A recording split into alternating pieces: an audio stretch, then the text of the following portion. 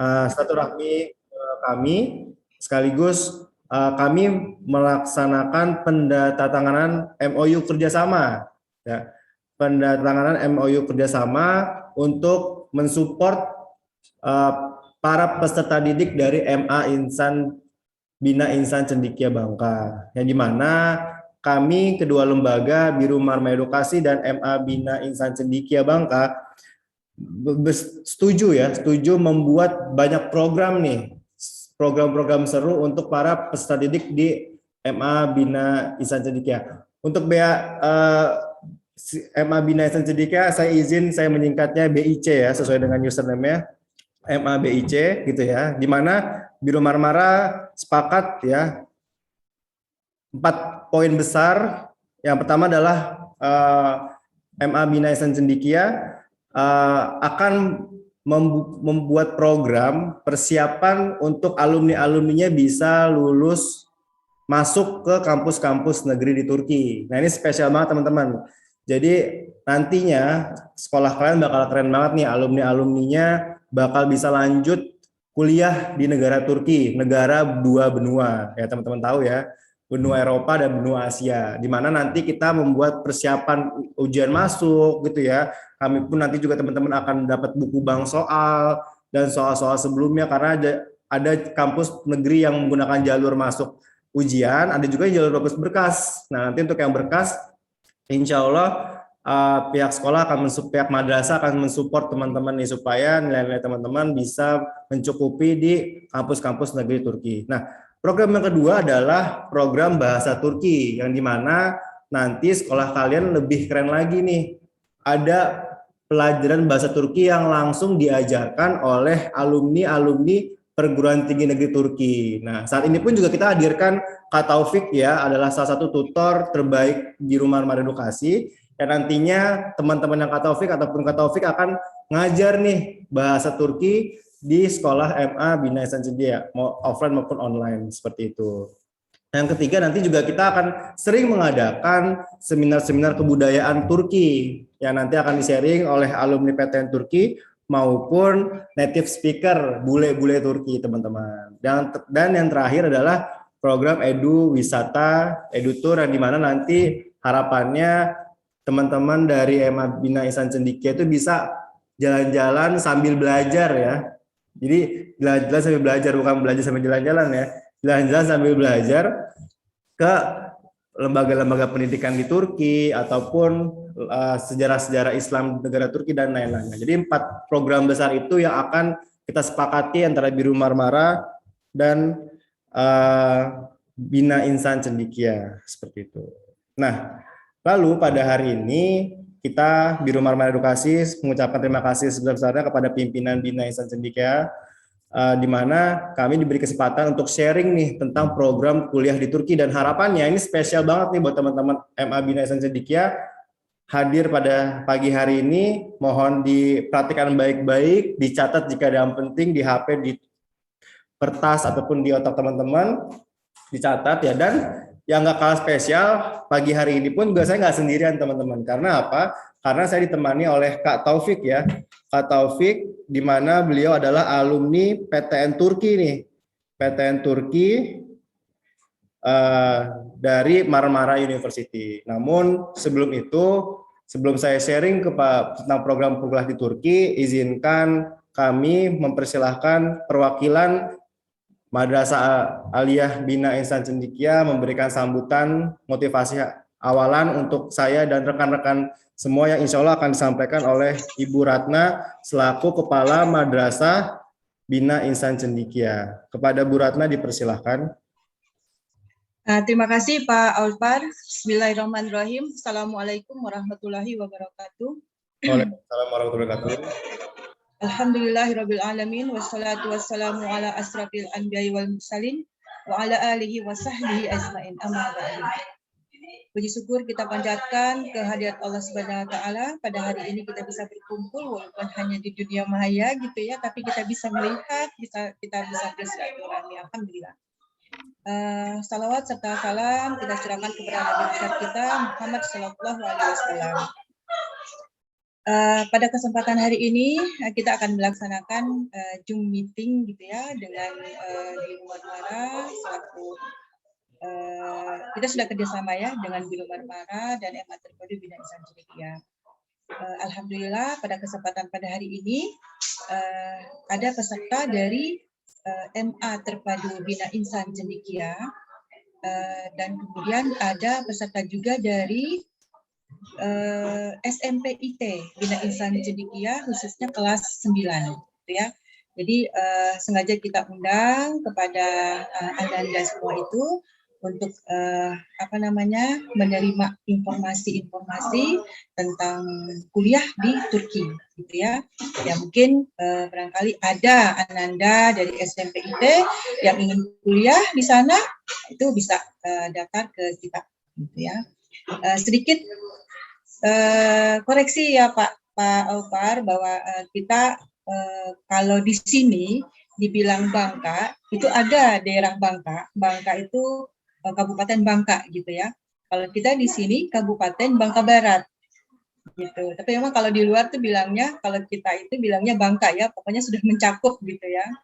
Jadi nanti kalau menyebutnya MA Terpadu Bina Insan Cendekia Kabupaten Bangka Barat itu boleh gitu ya. Baik, saya juga mengucapkan terima kasih kepada Bapak Taufik yang sudah berkenan hadir bersama kami di sini membagi ilmunya. Selamat datang Pak Taufik.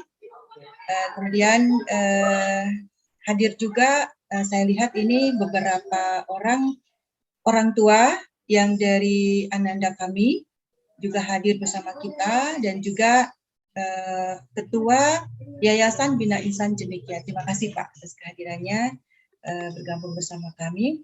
Baik, kepada Ananda semuanya, tolong diperhatikan, tolong didengarkan dengan sebaik-baiknya. Ini adalah ilmu yang bermanfaat. Mudah-mudahan kita mau tergerak hati kita untuk kuliah di sana, gitu ya, di Turki.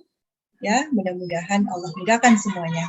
Baik, itu saja. Terima kasih. Wassalamualaikum warahmatullahi wabarakatuh. Waalaikumsalam warahmatullahi wabarakatuh. Sekali lagi terima kasih kepada Kepala Madrasah Aliyah Terpadu Bina Insan Cendekia. Nah, alhamdulillah Bu Ratna, alhamdulillah kita dapat silaturahmi kembali Bu Ratna ya. Ini ada balasan insya Allah nanti tim Biro Marmara bisa hadir secara offline main-main ke madrasah. Amin. Bu Ratna, saya izin untuk menyapa teman-teman pimpinan-pimpinan dari SMP IT ya, SMP IT Bina Insan Cendekia. Bina Insan Cendekia, ya. Betul. Berikut kepala sekolahnya ya Pak. Berikut kepala sekolahnya. Ada kepala sekolahnya ya, Pak Sarwadi namanya. Yap.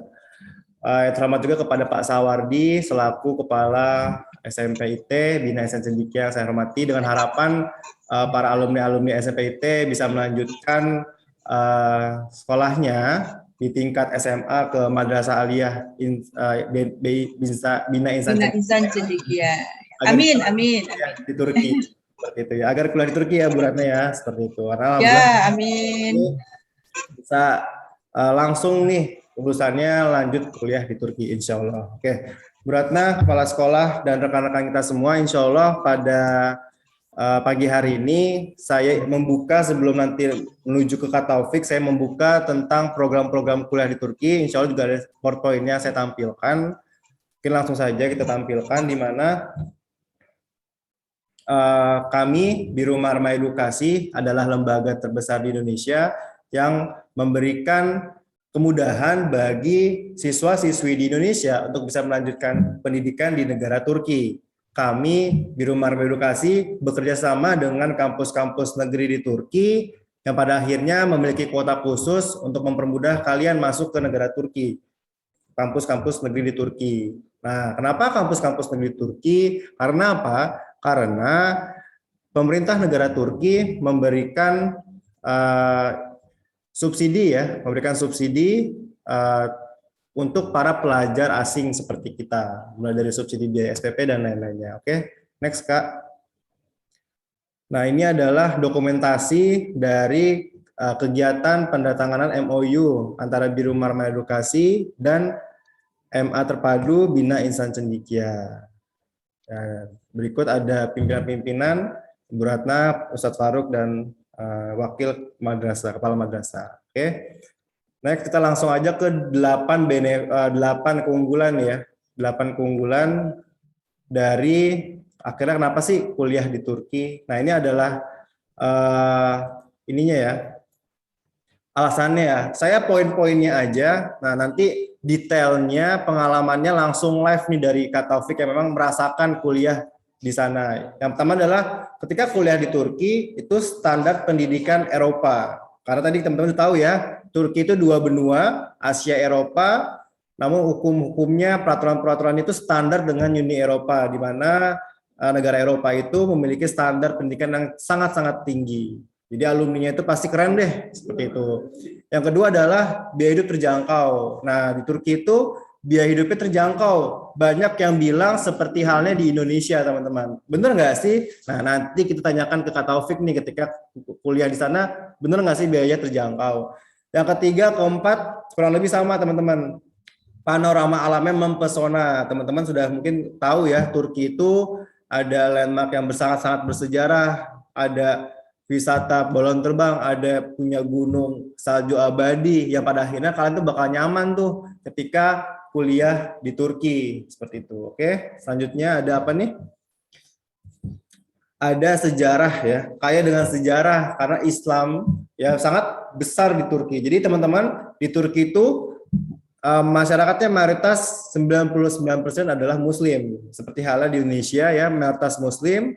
Tapi bule-bule itu ya kan mungkin kalau di Indonesia kan sering ya ngeliat orang Arab, Timur Tengah, Muslim udah biasa. Tapi kalau ketika kita di Turki itu ngeliat bule-bule tapi pada sholat seperti itu ya. Nah dan akhirnya pergaulan-pergaulan di sana itu kondusif teman-teman. Muslim karena ya 5 waktu, masjid di mana-mana dan lain-lainnya. Ketujuh, negara yang ramah dan aman. Turki itu negara yang ramah dan aman, terlihat dari banyak wisata masuk ke negara Turki. Teman-teman jangan khawatir ketika kuliah Turki itu negaranya kondusif untuk kalian. Dan memang untuk para akhwat ya, mungkin teman-teman ya sampai saat ini kurang lebih 70% yang kami berangkatkan adalah akhwat perempuan. Jadi teman-teman tenang aja yang punya mungkin putrinya ya ayah bunda itu kuliah di Turki. Selanjutnya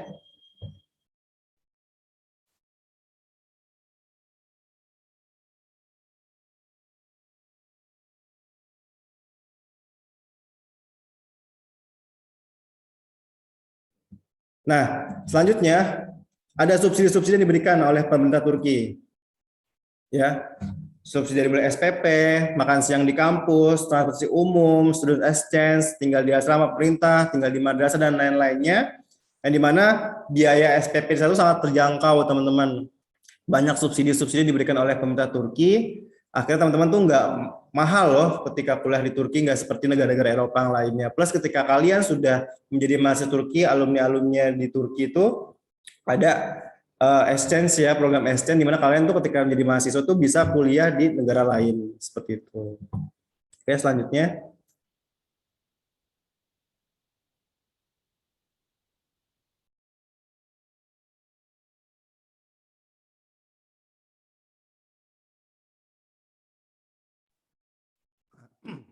Nah, oke. Selanjutnya adalah website yang menginformasikan ini ya. Turki itu biayanya lebih rendah dibandingkan di Indonesia. Oke, di sini kita sudah ada Kak Taufik ya, langsung dari Kediri, Jawa Timur, di Kampung Turki Pare akan sharing tentang kuliah di Turki. Silakan Kak Taufik, boleh menyapa teman-teman dulu Kak Taufik. Hai kawan-kawan, Assalamualaikum warahmatullahi wabarakatuh. Waalaikumsalam. Kak Taufik boleh kenalin diri dulu Kak Taufik. Oke, perkenalkan nama saya Taufik Kurniawan. Saya seorang tutor dari Kampung Turki Pare, tepatnya di Kampung Inggris di Kediri. Dan saya juga merupakan seorang alumni Turki, alumni S1 dari Marmara University tahun 2017, sekaligus alumni S2 dari universitas yang sama, jurusan Sejarah Islam. Insya Allah pada hari ini saya akan berbagi sedikit informasi tentang pengalaman saya selama kuliah di selama 9 tahun saya Turki, yaitu selama saya kuliah S1 dan S2. Bagaimana Bapak? Kita share screen sekarang. Maaf, suara Pak Taufiknya kecil ya, nggak begitu jelas, Pak. Tes. Sekarang kedengaran, Bu? Nah, ya, Kedengaran, siap. Terima kasih. Oke, terima kasih banyak semuanya atas perhatiannya. Mas Sofan, langsung kita mulai sekarang. Siap, boleh Kak Taufik. Nah, teman-teman, ini Kak Taufik live dari Kampung Turki Pare di Kediri. Kak Taufik ini adalah salah satu tutor terbaik kami di sana, yang insya Allah nanti juga teman-teman ketika mengikuti program bahasa Turki di MA Bina Ihsan Cendekia akan diajarkan Kak Taufik dan teman-temannya Kak Taufik nih. Benar ya Kak Taufik ya? Iya. Nah, di sana juga rame. Jadi teman-teman ketika yang ingin kuliah di Turki normalnya kita ada program bahasa di Kampung Turki Pare teman-teman. Tapi ketika sudah ada kerjasama ini, kalian nggak perlu jauh-jauh ke Pare Kediri. Nah, nanti kita selenggarakan programnya di madrasah seperti itu, entah itu nanti online ataupun offline. Kalau offline nanti tim kami akan hadir ke sana. Oke, Kak Taufik ini akan sharing tentang pengalamannya kuliah di Turki, teman-teman. Nah, serunya kayak gimana? Yuk kita dengarkan Kak Taufik nih sharing pengalaman ketika kuliah di Turki. Silakan Kak Taufik. Oke, share screen nampak? Ya, sudah terlihat nih Kak, tinggal di slideshow.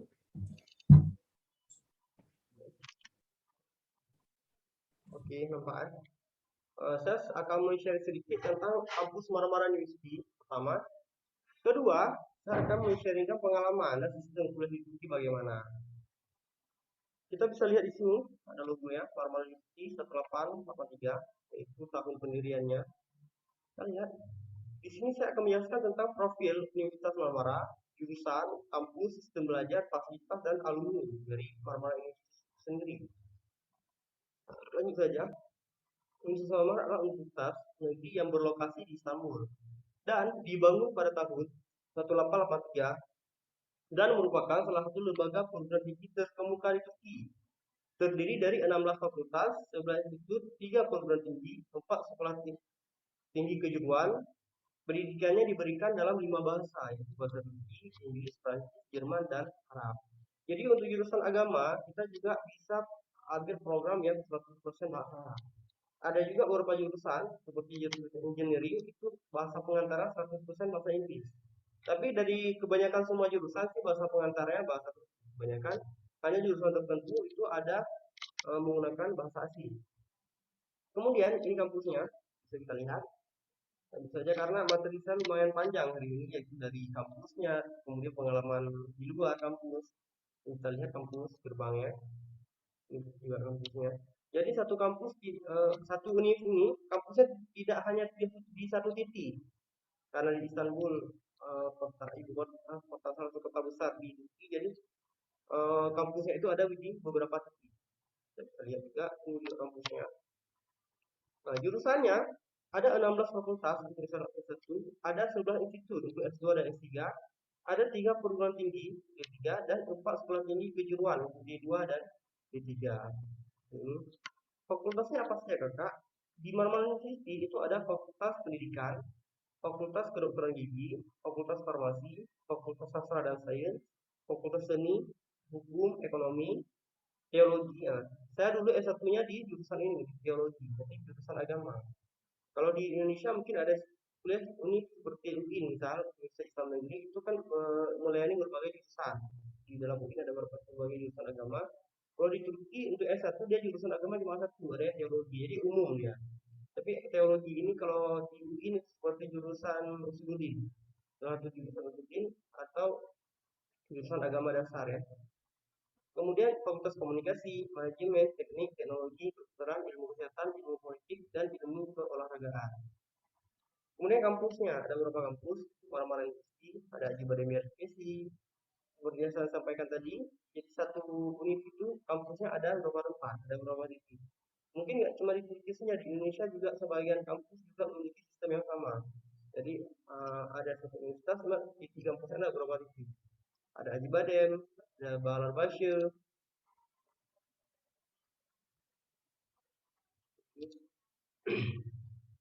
ada Bağlarbaşı, Başıboyu, Yerleşkesi, Göztepe Yerleşkesi, Kartal Yerleşkesi, dan Dragos Yerleşkesi.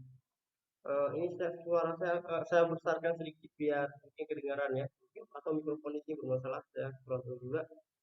Kemudian ini contoh Marmara University, dia Acibadem YLSJC, itu salah satu kampus Fakultas Kesenian. Kemudian ini Anadolu Hisare, ini kampus yang ada jurusan Ilmu Politik. Kemudian Balarbanshe, ini tertulis dia Ilahiyat Fakultasi, artinya Fakultas Teologi atau Fakultas Jurusan Keagamaan atau Ilahiyat secara bahasa artinya ketuhanan.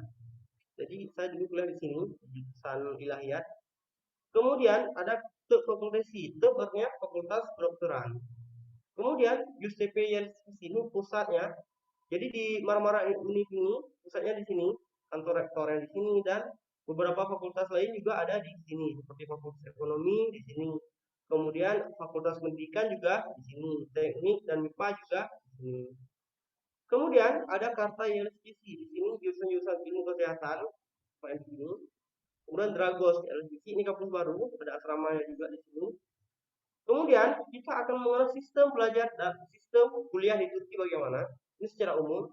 Sistem pertama, wajib bisa bahasa asing di jurusan tertentu. Contoh, saya dulu jurusan agama. Di jurusan agama, saya diwajibkan belajar bahasa Arab 1 tahun. Jadi pertama saya belajar bahasa Turki 1 tahun, kemudian tahun kedua saya belajar bahasa Arab lagi 1 tahun, kemudian baru tahun ketiga masuk kuliah. Jadi saya menyelesaikan S1 6 tahun. Kalau ada yang tanya apakah 6 tahun itu tidak rugi? Jawabannya tidak. Karena kenapa? Saya belajar bahasa 2 tahun itu investasi untuk masa depan. Karena kan dengan kita bisa bahasa Turki kan kita sudah tahu masa depan kita bisa kita pakai bahasa Turki. Dan dengan kita tahu bahasa Arab, kita juga itu merupakan investasi besar untuk diri kita. Jadi 1 tahun ditambah belajar bahasa itu saya rasa tidak rugi. Karena waktu saya kuliah 6 tahun, kawan-kawan saya yang kuliah di Indonesia pun mereka juga menyelesaikan kuliah itu selama 5 tahun. Ada juga yang 6 tahun sama seperti saya. Sampai dengan jam 9. Oke. 9.30 insya Allah cukup waktu ya. Ada 15 menit lagi. Kemudian sistem kelas, wajib masuk kelas. Mungkin kalau di Timur Tengah itu kampusnya ada yang bilang tidak perlu masuk kelas ya seperti Mesir dan lain-lain. Tapi kalau Turki itu absensinya wajib sama seperti Indonesia. Kemudian di jurusan tertentu tadi ada Arabic, Inggris, dan lain. Untuk jurusan engineering teknik itu biasa bahasa asing yang digunakan itu bahasa Inggris. Kalau jurusan agama bahasa Arab. Tapi untuk jurusan agama ada juga yang program 100% bahasa Inggris. Jadi peserta didik itu masuk kelas menggunakan bahasa Inggris ada juga. Kemudian tanpa skripsi. Mungkin beda Turki dengan Indonesia. Kalau Turki itu S1-nya tidak ada skripsi, yang adanya cuma tugas akhir. Tugas akhir tidak sebanyak skripsi. Gitu. Jadi itu salah satu hal mudah di Turki dibandingkan dengan Indonesia. Indonesia mungkin buat skripsi dan lain-lain. Karena kalau untuk menulis di Turki itu ada di S2, menulis tesis ya. Kemudian jarang ada tugas. Kalau di Turki itu nilai kita terpatok pada ujian. Kalau ujian kita bagus, insya Allah nilai kita bagus. Tapi kalau ujian kita tidak bagus, ya nilai kita anjlok. Gitu. Ya, tugasnya jarang, tapi kalau ada, insya Allah mudah. Kemudian ada juga belajar di lapangan. Jadi tidak cuma belajar di kelas. Jadi kalau belajar di lapangan bagaimana? Saya dulu jurusan sejarah Islam, jadi kami langsung ke museum gitu dengan guru, dengan dosen dan kawan-kawan kelas, langsung belajar di lapangan. Kemudian ada program pertukaran pelajar ke Eropa, Erasmus, ke Timur Tengah, dan lain-lain.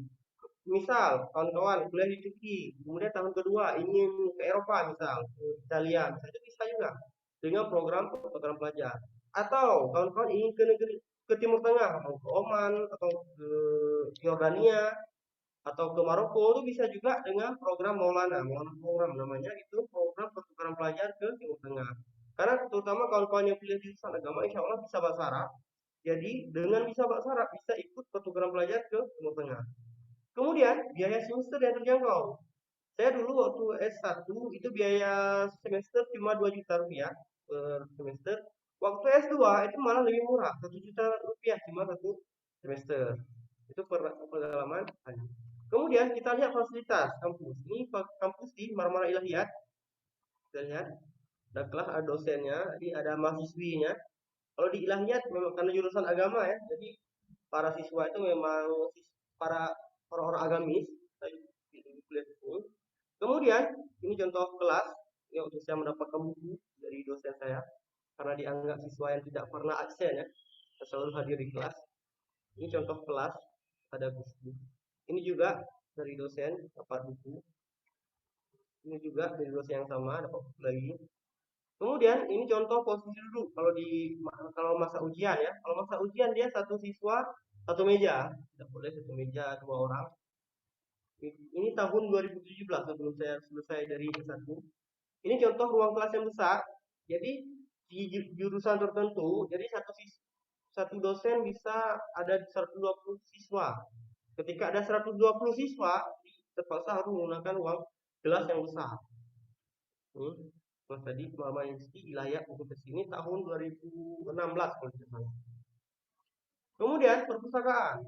Perpustakaan di Turki itu di waktu ujian itu malah bisanya buka 24 jam.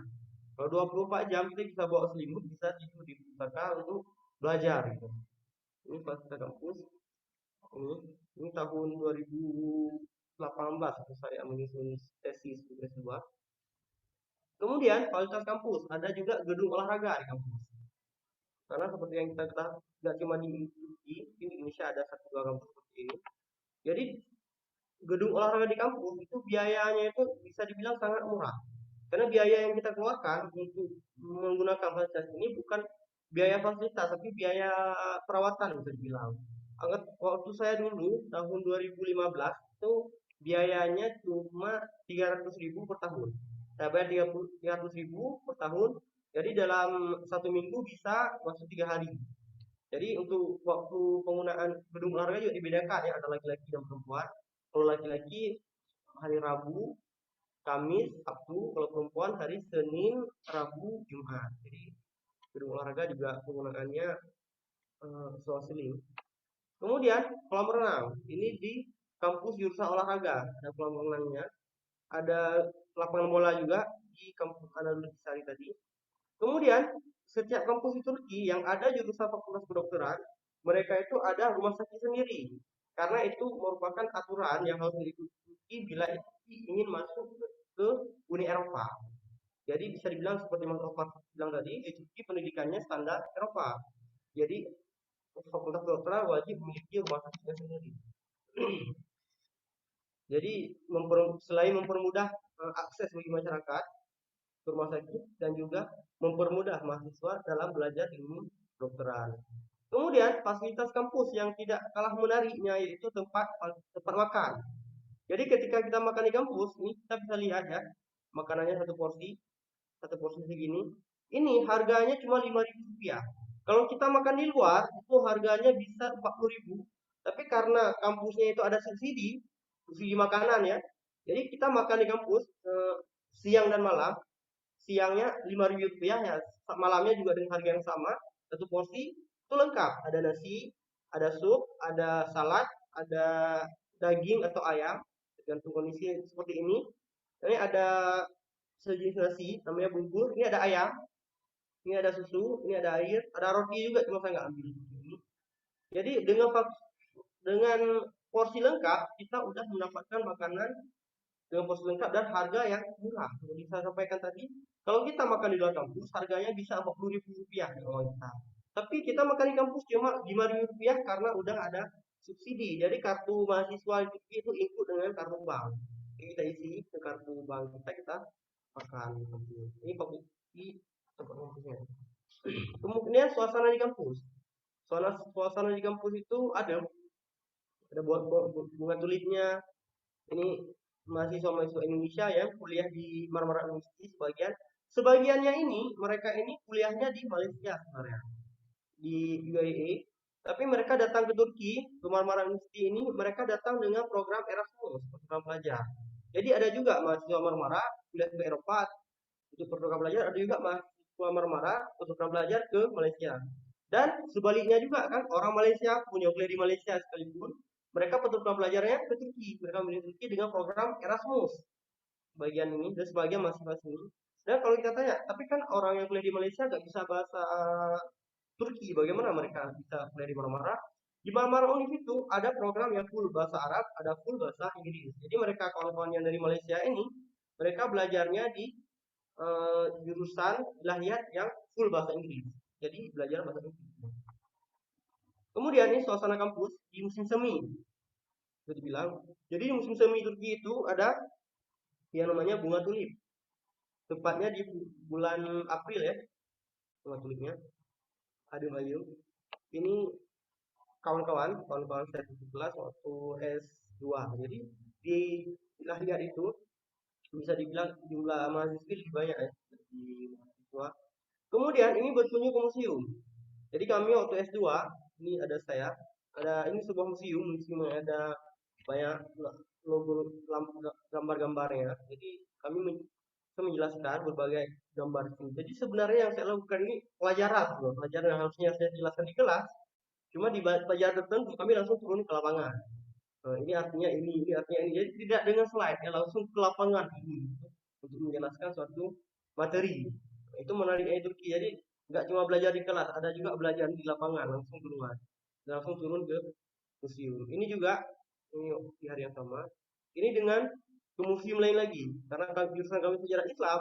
Jadi ya sering seperti ini turun ke lapangan. Karena seperti Mas Alfa sampaikan tadi, di Turki itu ada banyak peninggalan-peninggalan Islam, peninggalan-peninggalan sejarah Islam. Salah satunya peninggalan Usmani, dan saya kebetulan kuliah di jurusan sejarah Islam. Jadi ada yang menarik di Turki. Kenapa sih ambil jurusan agama di Turki? Apakah agama di Turki lebih baik dari Timur Tengah? Mungkin kalau dari segi ilmu, ya mungkin Timur Tengah lebih tinggi ya dari Turki. Tapi kalau dari segi peninggalan sejarah, peninggalan peradaban sejarah Islam itu Turki tidak kalah sama negara Arab lainnya. Karena di Turki pun banyak sekali ya peninggalan Utsmani ada, dan peninggalan-peninggalan sebelumnya juga ada. Ini contoh waktu kami ke museum. Ini waktu tahun 2017, tepatnya waktu saya wisuda. Kita lihat menggunakan baju toga tahun 2017. Ini merupakan salah seorang alumni dari Turki, yaitu Presiden Recep Tayyip Erdogan. Kemudian saya akan menjelaskan sedikit tentang kegiatan di luar kampus. Di kampus belajar, masuk perpustakaan, olahraga, dan lain-lain. Banyak aktivitas yang kami lakukan di kampus. Ada juga mahasiswa Indonesia yang saya dan mahasiswa Indonesia lainnya waktu kuliah di Turki tidak hanya melaksanakan aktivitas di kampus, tapi kami juga melaksanakan aktivitas di luar kampus. Apa saja, misalnya piknik, camping, ikut organisasi, jalan-jalan, ikut mesin, dan makan-makan. Kita lihat pikniknya bagaimana. Seperti ini. Jadi ini piknik dengan mahasiswa Indonesia yang ada di Turki di waktu tertentu. Tapi bisa dibilang ini gambar-gambar yang saya tampakkan gambar 2020 ke bawah ya, 2019, 2018 dan lain. Karena dulu kan sebelum corona, jadi bebas kan di taman-taman itu dulu berkerumunan itu tidak masalah. Jadi ini bukan foto terbaru, foto lama 2020 ke bawah. Bilang ini juga ini sebenarnya bukan ini waktu buka puasa bersama. Ini waktu kami lagi menunggu azan waktu ini. Ini piknik, ini aktivitas yang biasa dilakukan oleh mahasiswa Indonesia di ini waktu piknik juga. Piknik juga di pinggir laut. Jadi di Turki itu pemerintah itu benar-benar merawat wilayahnya, benar-benar memberikan fasilitas yang layak untuk rakyat. Jadi masyarakat, jadi di Turki itu ada banyak taman-taman, terutama di Istanbul, taman-taman yang bisa dikunjungi itu banyak. Jadi jangan salah kalau kita lihat di video film banyak masyarakat Turki itu suka melaksanakan aktivitas piknik gitu. Piknik makan-makan di luar, di taman, di tempat-tempat. Ini hal yang wajar dan normal karena kualitas yang baik. Cuma karena sekarang lagi pandemi, mungkin untuk melakukan aktivitas seperti ini agak sedikit susah karena ada batasan ya, tidak boleh berkerumunan, ada aturan dan lain-lain. Ini waktu menyeberang Selat Bosphorus. Seperti yang kita ketahui, Turki itu merupakan negara dengan dua benua. Jadi terutama Istanbul ada sisi Eropa, ada sisi Asia. Dari Asia ke Eropa itu tinggal naik ferry sekitar 15 menit atau 10 menit, kita sampai ke Asia. Dari Asia ke Eropa juga demikian. Melewati naik ferry seperti yang saya naik ini, itu sudah sampai ke negara seberang. Ini camping, jadi tidak hanya kegiatan luar kelas juga camping, camping. Ini diskusi. Jadi kita di sana selain belajar di kelas juga belajar di luar kelas seperti diskusi. Sekitar 5 menit, oke. 5 menit. Seperti diskusi di luar kampus. Jadi belajar membahas tentang berbagai materi dari ilmu sejarah, sosiologi, sosial. ekonomi dan lain-lain. Banyak materi yang kami laksanakan ini waktu di luar kampus ya, diskusi tentang akademik. Diskusi. Kemudian organisasi. Jadi dalam waktu kita ikut organisasi kita melaksanakan berbagai event. Ini event apa? Peringatan tsunami. Ini Indonesian Culture History Festival. Jadi kita sebagai masyarakat Indonesia di Turki, kita juga melaksanakan festival kebudayaan dan sejarah yang memperkenalkan Indonesia kepada publik yang ada di Turki. Dan saya tekankan lagi program seperti ini yang kami laksanakan ini tahun 2019 sebelum corona. Ini sebelum corona itu banyak sekali aktivitas yang bisa kita laksanakan di luar. Ini wisuda di sesama kita juga. Jadi kawan-kawan yang lulus dari berbagai kampus kita laksanakan acara wisuda sesama kami. Itu kalau di organisasi. Ini kurban di organisasi kita juga melaksanakan kegiatan sosial seperti wisuda, kurban dan lain-lain. Kurban, ini musim dingin. Oke. Jadi seperti saya sampaikan tadi jalan-jalan 4 musim, ada musim dingin, salju. Kemudian musim semi ada bunga tulipnya. Bunga tulip. Kemudian musim gugur terlihat ini musim gugur ya, salah satu taman terbesar. Kemudian makan-makan. Jadi lembaga-lembaga di Turki terkadang mengundang mahasiswa Indonesia untuk sarapan dan lain-lain. Tidak hanya itu, ini salah satu lembaga lupa saya namanya. Ini juga makan-makan sama masyarakat Indonesia. Kadang tadi dua orang Turki, sekarang juga orang Indonesia. Kemudian pemilu 2019. Jadi kita Turki juga mengikuti berbagai event yang dilaksanakan oleh negara. Kita ikuti contoh pemilu. Ini KJRI Istanbul melaksanakan pemilu 2019. Saya 2 kali ikut pemilu itu, dua kalinya di Turki. Pertama 2014, kedua 2019. Dan saya pertama kali ikut pemilu seumur hidup memang 2014, dua-duanya di Turki. Karena sebelumnya pemilu 2009 saya masih di bawah umur ya. Ini hari raya di KBRI Ankara. Ini saya ini. Terima kasih banyak pada Bapak Monika. Oh ya kawan-kawan, saya sampaikan lagi ini penutup. Kalau nanti kuliah di luar negeri, baik di Turki maupun dimanapun, jangan hanya kuliah ke Turki hanya saja kuliah, jangan. Tapi selain ikut kuliah, juga ikut organisasi dan ikut kegiatan sosial yang dilaksanakan baik oleh organisasi maupun oleh KJRI dan lain-lain. Jadi kita memang tidak hanya kuliah ya, kuliah dan juga bersosial. Karena itu hal penting bagi kehidupan kita ke depannya dan juga menambah wawasan dan menambah pengalaman kita selama di Turki. Demikian kawan-kawan, mikrofon saya kembalikan lagi kepada Mas Nova. Terima kasih banyak Mas Nova. Ya, terima kasih kepada Kak Taufik. Wah, sangat ini ya, sangat luar biasa ya. Kita udah kayak ngebayangin udah kuliah di Turki aja ini, karena lengkap banget ya dari mulai hal-hal yang kecil, aktivitas, fasilitasnya yang memang tadi standar Eropa ya, ada gymnya, fasilitas olahraganya gitu ya, ataupun kita belajar outing class gitu ya ke museum-museum, dan memang aktif di organisasi. Dan memang pesannya Kak Taufik tadi di akhir, jangan sampai kalian tuh kuliah hanya dalam kelas aja, tapi maksimalkanlah seperti itu teman-teman, agar nanti ketika sudah lulus kalian sudah memiliki banyak bekal. Oke, mungkin terakhir nih ada slide tentang ini nih, gambaran peta Turki nih, mungkin Kak Taufik ya, tadi katakan Kak Taufik bilang Turki itu 2 benua ya. Nah, ini adalah gambaran peta Turki sebelumnya Kak.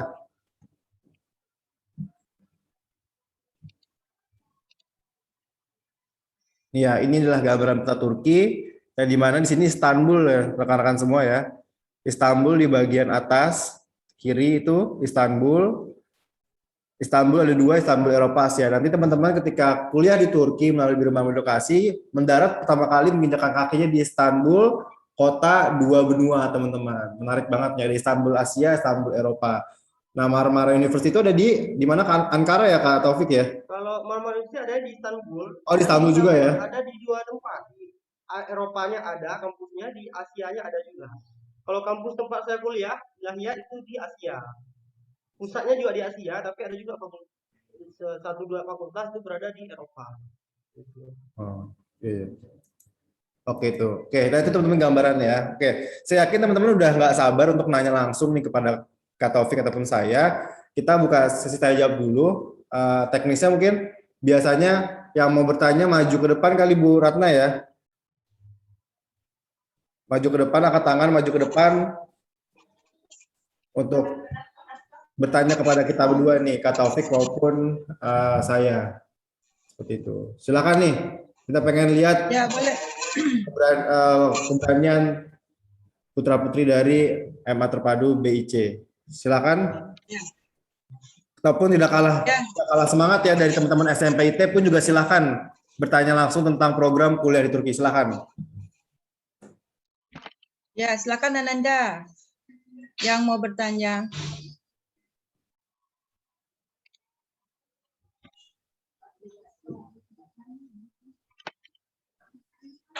Anak Solih, Fatih.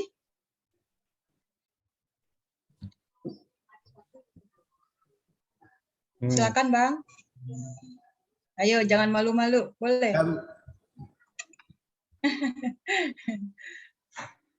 Jangan malu-malu teman-teman ya. Mungkin ya, anak Solihah silakan.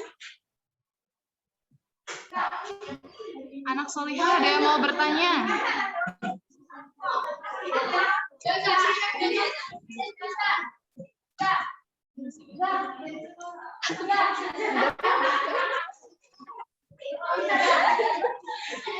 Malu-malu ya. Ayo mumpung ada Kak Taufik nih, spesial nih buat putra putri MA Terpadu BIC nih. Silakan. Boleh seputar apa aja. Ya Pak Aufar, mungkin bisa dijelaskan sedikit ya tentang kenapa sih kita harus mendaftar lewat MATBIC. Padahal kan Biru Marmara kan bisa kita buka di FB, kita bisa buka di Instagram gitu kan ya. Kita daftar langsung. Silakan Pak Aufar. Betul, oke. Nah, kenapa harus? Karena alhamdulillah Biru Marmara Edukasi sudah bekerjasama dengan MA Terpadu BIC. Nah, karena apa? Karena beda halnya dengan yang lain nih teman-teman.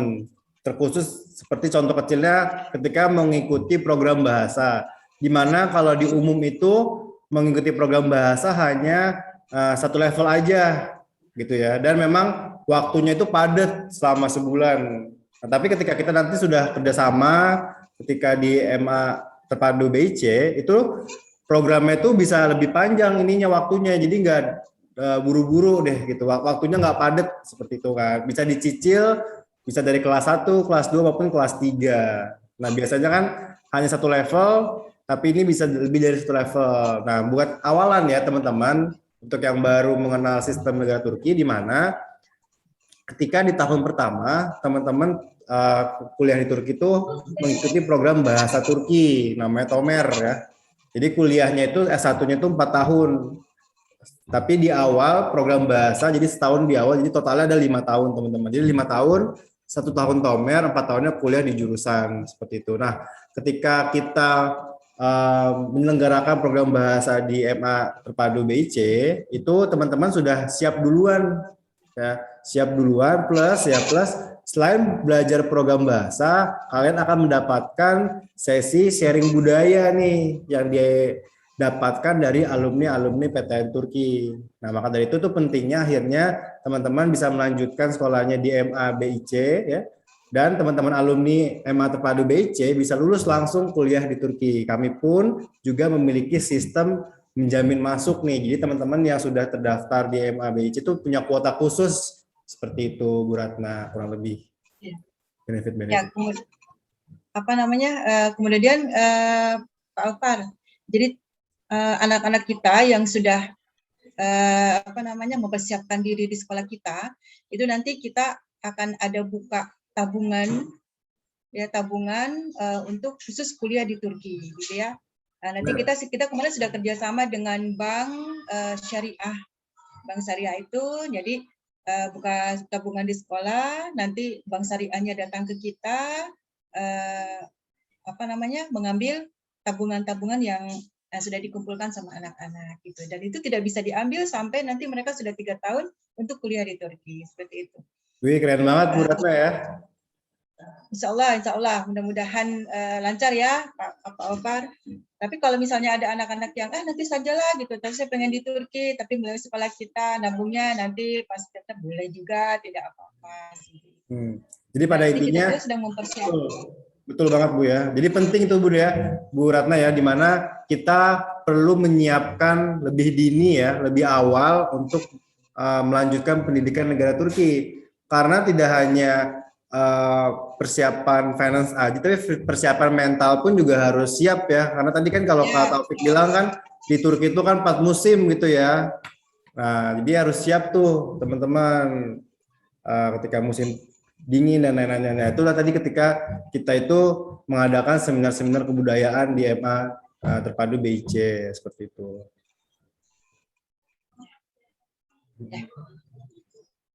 Siap. Baik, Nah, yang lainnya, silakan teman-teman. Yuk kita mau Ananda. Solihah mau bertanya Kak. Siap. Mana Kak Solihah nih? Saya Boleh, pengen lihat silakan. senyuman terbaik Kak Solihah nih. Yang lanjut, insya Allah Kak Solihah bisa ketemu kita di Turki ya Kak Solihah. Amin. Ini Solihah ini masih. Waalaikumsalam. Waalaikumsalam Solihah. Namanya bukan Solihah, Pak Ufat. Oh, namanya bukan Solehah, kira saya Solehah, Bu. Bukan.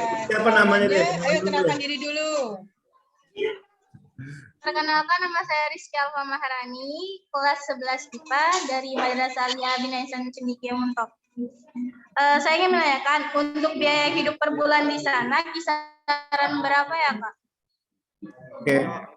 Saya panggilnya Kak Rizky nih ya. Oke, Kak Rizky, siap. Dari SM11 IPA ya, 11 IPA. Siap. Nah, kita langsung aja tanya sama Kak Taufik nih yang memang ngerasain hidup di Turki selama tadi S1 4 tahun, 5 tahun, S2 2 tahun, 7 tahun di Turki kurang lebih ya Kak Taufik ya. Nanti kalau saya salah, saya dikoreksi kalau tapi dia lama banget nih Kak Taufik di Turki nih. Dan memang banyak testimoni bilang ketika hidup di Turki itu nggak jauh beda loh biaya hidupnya, kayak transportnya, biaya makan, tempat tinggal tuh nggak jauh beda. Nah, yuk kita dengarkan langsung dari jawaban dari Kak Taufik nih terkait biaya hidup Kak Taufik. Yang koreksi tadi, saya sebenarnya 9 tahun hidup karena 2 tahun ya persiapan bahasa, karena bahasa Turki 1 tahun, bahasa Arab 1 tahun karena agama. Oh ya kawan-kawan, mengenai untuk ini, untuk apa namanya biaya hidup berapa? Kalau pengalaman saya habis hidup itu 2 juta per bulan. Jadi 1 juta itu untuk biaya hidup, biaya rumah, kemudian rekening listrik, air dan gas dan lain-lain 1 juta. 1 juta lagi itu untuk transportasi, makan di kampus dan lain-lain. Jadi bisa dibilang sebenarnya untuk biaya hidup itu tergantung gaya hidup kita. Tapi kalau untuk gaya hidup orang dibilang miskin nggak miskin, dibilang kaya nggak kaya, sederhana lah. Pertengahan kaya itu 2 juta cukup untuk sebulan. Itu kalau kota Istanbul, yang mana kota salah satu kota yang mahal. Tapi kalau di kota lain di luar Istanbul itu bisa lebih murah dari angka yang saya sebutkan tadi. Jadi bisa dibilang 2 juta per bulan itu sudah lebih dari cukup untuk biaya tempat tinggal, makan dan lain-lain. Itu kawan-kawan. Jadi tidak beda jauh juga ya dengan biaya hidup di kota-kota yang ada di Indonesia gitu. Wah. Tapi kalau di Eropa sendiri, di negara Eropa kita lihat itu lumayan mahal. Karena kenapa? Di Eropa itu standar uang yang digunakan itu euro. Sedangkan Turki itu menggunakan lira. Jadi lira Turki kan jatuh inflasi. Gara-gara inflasi makanya jadi murah, jadi terjangkau bagi masyarakat Indonesia. Makanya banyak sekali kan program masyarakat Indonesia yang kuliah ke Turki dengan program mandiri. Dulu waktu saya masih ke Turki tahun 2012 itu biaya itu masih mahal karena biaya lira masih mahal waktu itu. Dan dulu saya waktu S1 itu kuliah dengan beasiswa lembaga swasta. Lembaga swasta Turki memberi beasiswa, jadi saya S1-nya beasiswa. Tapi 2017 waktu saya kuliah S2 itu biayanya mulai terjangkau karena terjadi inflasi tadi, sedikit demi sedikit jadi makanya saya S2 alhamdulillah bisa kuliah dengan mandiri, sanggup dengan mandiri karena biayanya yang terjangkau. Nah, menarik banget ya. Jadi dapat disimpulkan tuh biaya hidup di Turki maupun di Indonesia itu kurang lebih nggak jauh beda teman-teman. Karena tadi yang sudah dijelaskan oleh Kak Taufik ya. Nah, jadi jangan khawatir tuh berbeda dengan negara-negara Eropa yang lain. Nah, padahal standar pendidikannya sama teman-teman nih. Nah, itulah benefit ketika kalian kuliah di Turki melalui Jumlah Edukasi. Jangan khawatir terkait biaya yang sangat-sangat terjangkau. Itu di Istanbul, apalagi tadi kata Taufik ya di luar kota Istanbul. Sedangkan alhamdulillah di Rumah Remaja Edukasi ini jika di total itu kurang lebih 20 PTN negeri di Turki ya, yang tersebar di luar Istanbul pun juga banyak. Makanya dari itu lagi-lagi akan berpengaruh terkait tentang biaya hidup. Nah, buat teman-teman, jadi biaya hidup itu dikembalikan ke gaya hidup teman-teman ya, lifestyle ya. Nah, itu penting itu teman-teman. Lifestyle teman-teman juga akan mempengaruhi biaya hidup. Itu ya Kak Rizky ya. Kak Rizky yang solehah dari MA Terpadu BIC kelas 11 IPA. Semoga Kak Rizky bisa sampai ke Turki nih. Lanjut ketemu Kak Taufik. Amin, amin. Amin ya Allah. Oke, siapa nih yang mau ikut Kak Rizky ke Turki? Silakan bertanya nih, kita doain bareng-bareng nih.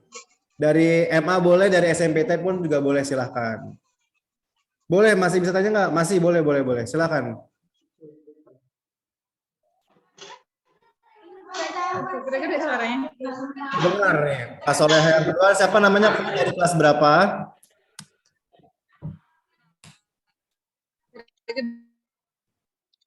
Assalamualaikum warahmatullahi wabarakatuh.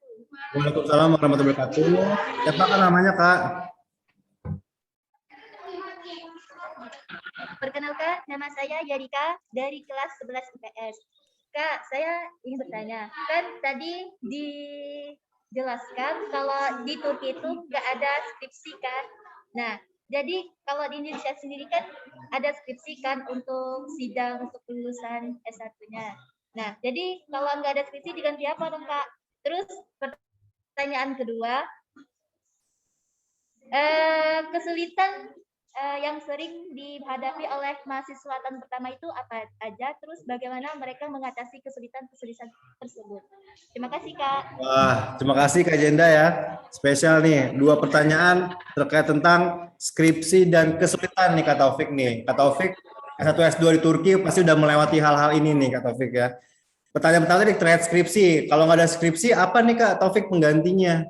Seperti itu Kak. Kalau di Turki ini boleh saya jawab langsung ya. Kalau di Siap, Turki siap. itu ada namanya Bitirme Ödevi. Bitirme Ödevi itu hampir sejenis skripsi. Cuma kita bilang skripsi nggak bisa kita bilang skripsi karena kan jumlah halamannya juga agak banyak ya. Jadi Bitirme Ödevi itu halamannya sekitar 30-50 halaman. Itu bisa dibilang bukan skripsi, yaitu kalau bahasa kita namanya karya tulis.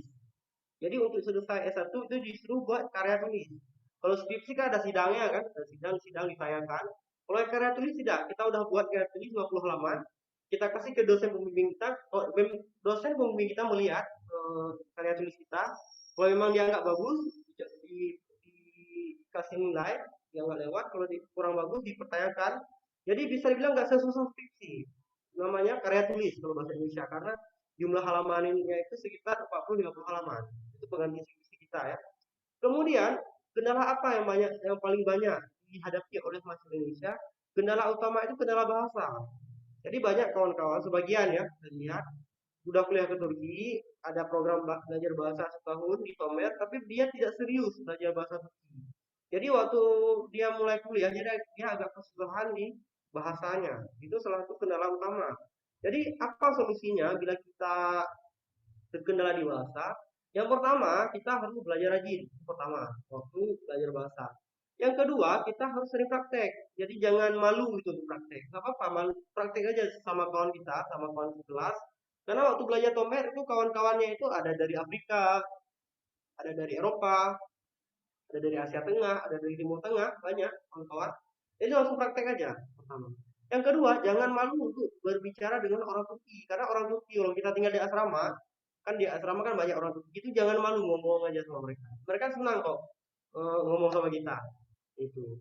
Jadi salah satu kendala itu mungkin karena mahasiswa kurang belajar, kedua kurang pede dalam praktik bahasa. Jadi pertama kita harus rajin belajar bahasa, kedua kita harus pede untuk melakukan praktik bahasa.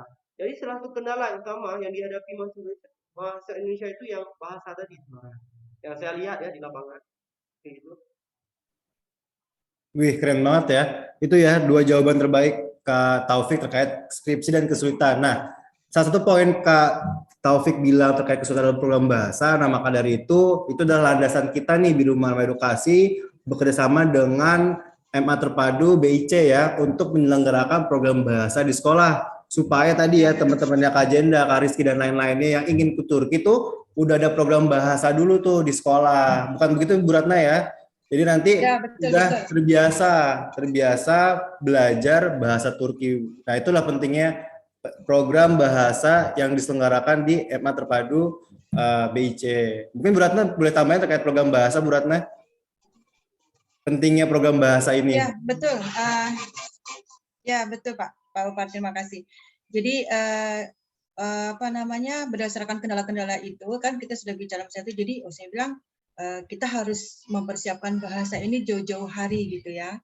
Jadi kalau misalnya dipersiapkan hanya 6 bulan, ya mungkin kita cuma hanya bisa menyapa mungkin gitu ya, tidak bisa mendalam. Tapi kalau kita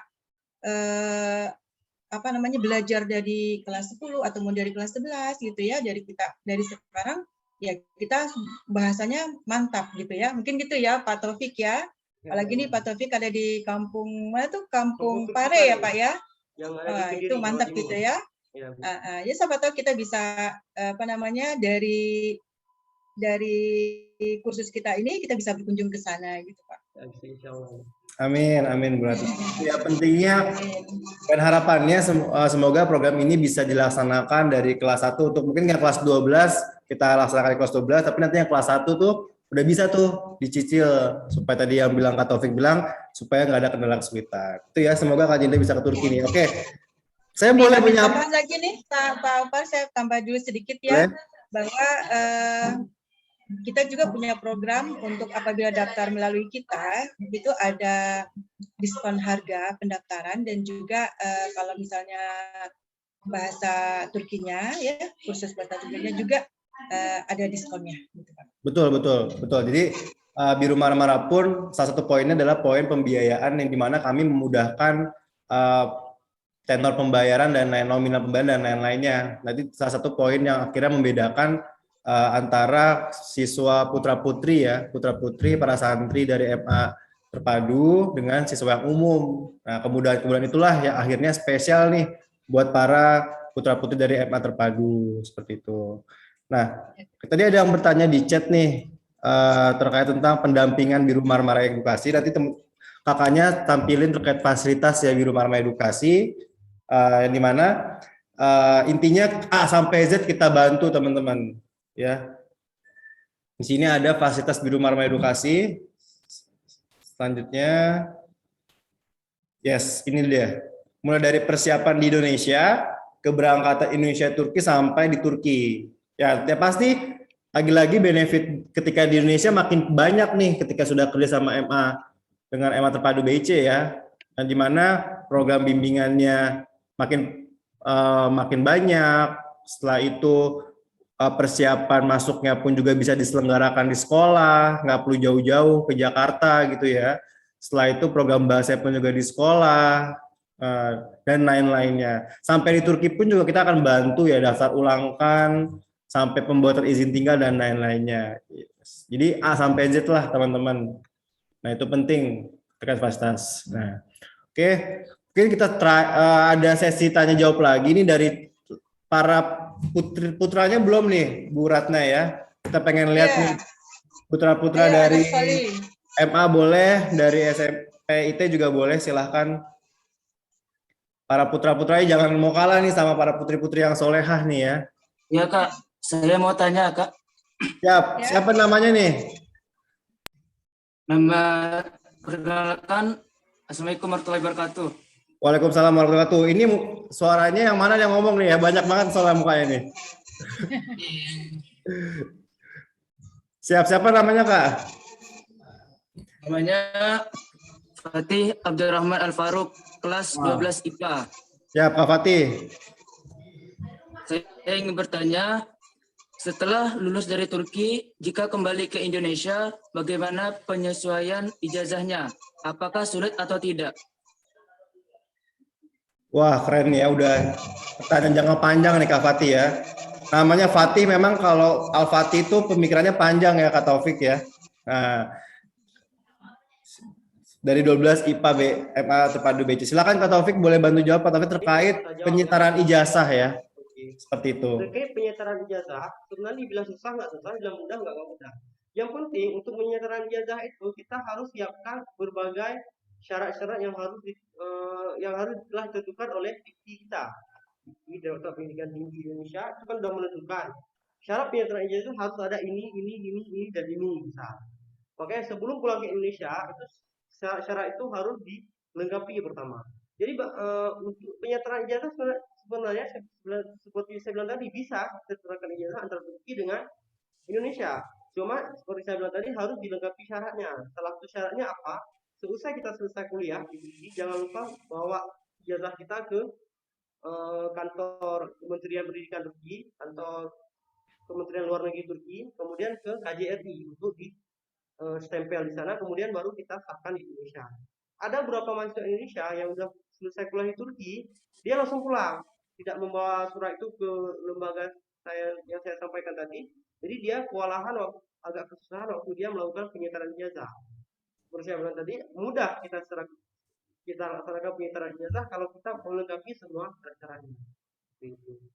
Oke, jadi kesimpulannya udah sangat mudah ya Kak, karena udah ada beberapa pengalaman juga sistemnya juga udah online ya Kak, katanya tinggal di-upload aja gitu ya Kak. Tinggal upload aja di websitenya orang ini, Kementerian Pendidikan dan Budaya yang Direktorat Direktorat Pendidikan Tinggi namanya. Jadi kita buat akun langsung kita upload aja. Jadi nggak perlu kita ke sana. Jika ijazah kita udah dinyatakan diterima, saya akan setarakan, jadi kita tinggal ambil berkasnya, ambil suratnya itu, pesannya SK. Itu aja nih. Nah, jadi intinya kesimpulannya teman-teman jangan khawatir nih, ijazah lulusan kampus di Turki itu diterima di Indonesia, apalagi Biru Marmara ini dengan MA Terpadu Bina Insan Cendekia itu bekerjasama dengan kampus-kampus negeri di Turki. Jadi kampus-kampusnya negeri yang memang sudah terdaftar di Kementerian Pendidikan di Indonesia. Jadi jangan khawatir ketika kalian kuliah di Turki. Nah itu karena kami diberi waktu sampai jam 10, mungkin ada terakhir ya dari perwakilan SMPIT boleh, biar 3 kelas nih. Silahkan adik-adik dari SMPIT boleh bertanya langsung.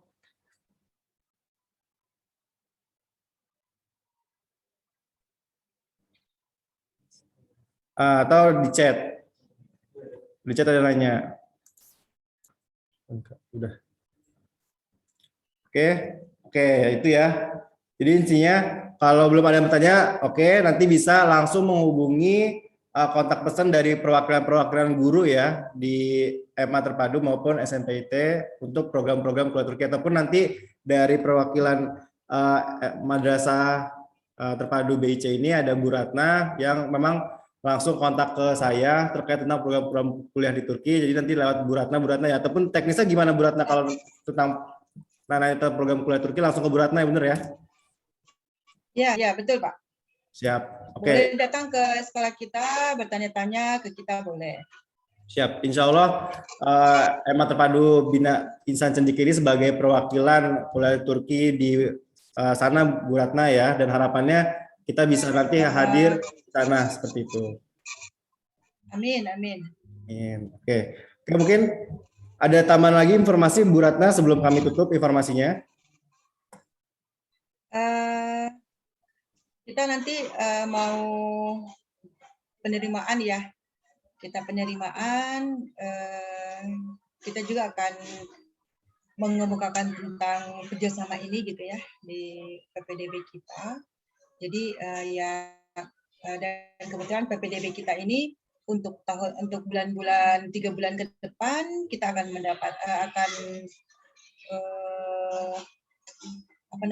mendapatkan biaya-biaya yang sangat murah gitu ya untuk pendaftaran ke sekolah kami. Kemudian itu nanti bertahap gitu ya. Kemudian kita mungkin akhir bulan ini kita sudah bisa membuka kursus bahasa Turki. Insya Allah kita sedang mempersiapkannya. Amin.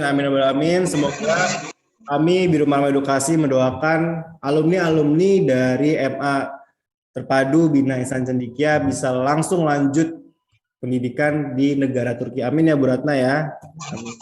Amin. Dengan tagline kami, membangun peradaban, mencerahkan masa depan.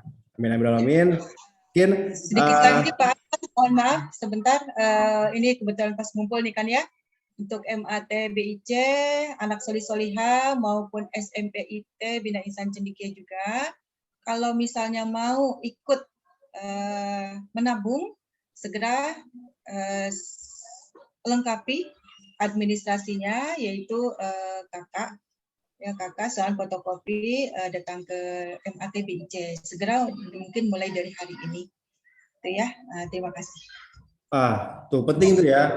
Jadi belajar memanage finance dari sekarang. Karena tadi Kak Taufik bilang juga ya, perlu ada kompetensi untuk memanajemen finance di Turki ketika kuliah di Turki. Nah, belajarnya dari kapan? Dari sekarang nih teman-teman, dari dini udah bisa mempersiapkan dana pendidikan tersebut di Turki. Sekali lagi kami di Rumah Berkasih mengucapkan terima kasih jazakumullah kepada pimpinan dari Madrasah Aliyah Terpadu Bina Insan Cendekia dan pimpinan dari SMP IT Bina Insan Cendekia, dan yang saya sayangi teman-teman adik-adik MA Terpadu Bisa Cendekia dan SMPT Bina Insan Cendekia. Semoga pertemuan ini adalah pertemuan awal kita yang baik dan kedepannya semakin baik, dan semoga silaturahmi kita terjaga, dan sampai jumpa ketemu di Turki teman-teman semua ya, insya Allah. Mungkin kita akhiri dengan mengucapkan hamdalah, alhamdulillahirabbil alamin. Alhamdulillahirabbil alamin. Ifa astagfirullah dan doa kafir majelis. Mana kalau Muhammadah. Insya Allah kegiatan ini kita rekam di record dan di YouTube. Nanti kalau ada mau informasi tambahan kita bisa share linknya Bu Ratna ya, yang kelewat misalnya. Oke. Ya. Kita akhiri dengan ucapan wassalamualaikum warahmatullahi wabarakatuh. Waalaikumsalam warahmatullahi wabarakatuh. Terima kasih Pak Taufik, Pak Otpa, terima kasih banyak. Ananda Solih-Solihah, terima kasih. SMPIT, Pak Sarwadi, Ayah Bunda, terima kasih Ayah Bunda. Assalamualaikum warahmatullahi wabarakatuh.